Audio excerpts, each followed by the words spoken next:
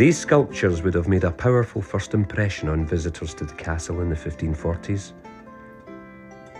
And taking pride of place on the most important corner of the palace is an almost life-size sculpture of King James V himself.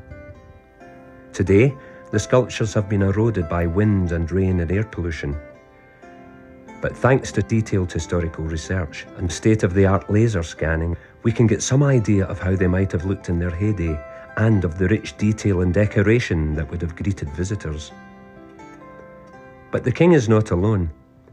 Standing alongside him is an impressive lineup. Who are they? No mere mortals, but the gods and goddesses of the classical era. So why would James position these figures here? Well, they are all designed to tell a story about the king's greatness and the benefits his reign would bring.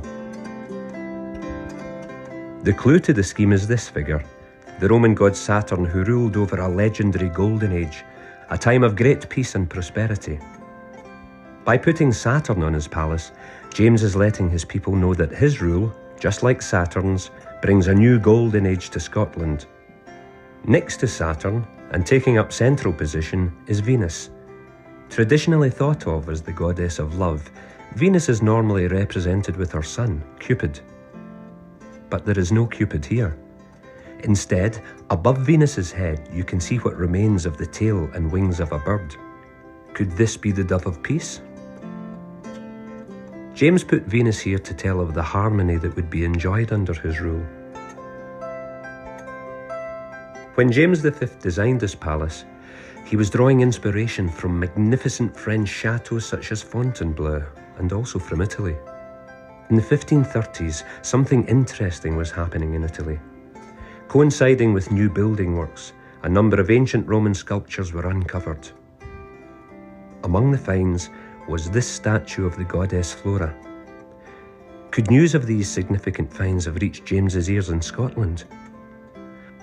One clue lies with this sculpture on the palace, of abundance. She is there to tell of the prosperity which James's rule brings. Could she be modelled on the classical statue of Flora? Do the similarities in her step, the way she holds her drapery across her legs, and her raised left hand suggest that James and his sculptors knew of her classical counterpart?